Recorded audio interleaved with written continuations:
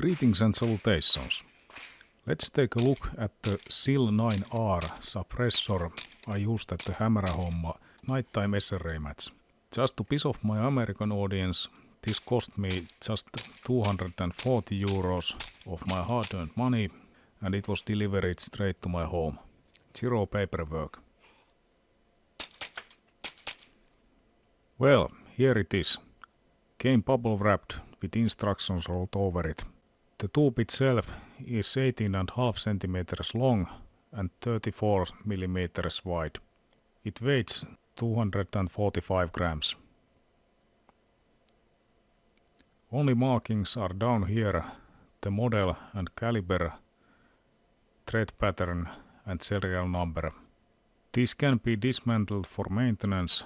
You have to remove the end cap with an AR tool or similar spanner wrench.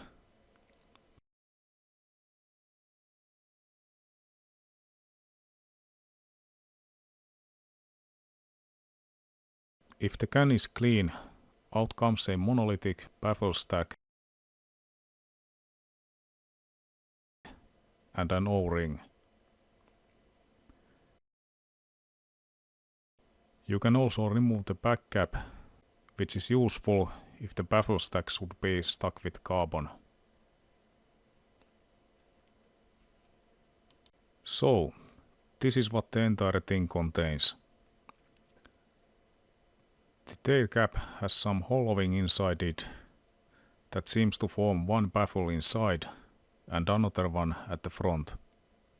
Perhaps it is stronger material than the actual baffle stack and is designed to take the brunt of the blast getting out of the muzzle. The stack has a shrouded section before the first baffle, which probably forms an expansion chamber when it's connected to the tail cap. In front of that there is some more free space, and then there are 6 baffles. The front cap has some free space after the stack for the chassis to have one last space to hang out before getting out of the exit hole.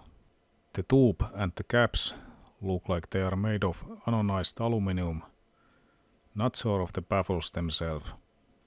This is how it looks on a Ruger PC9 with a 12-inch barrel.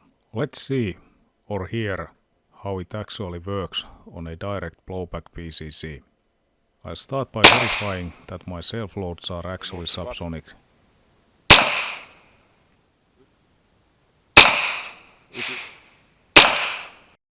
They seem to be.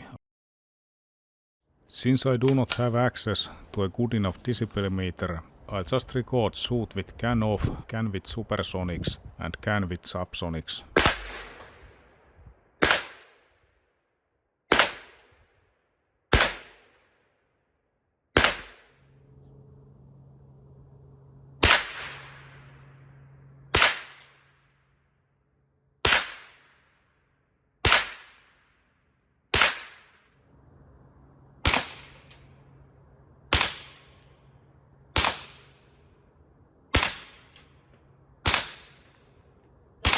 How about that? Let's then check the sound with Aimcam 2 classes recording closer to the gun.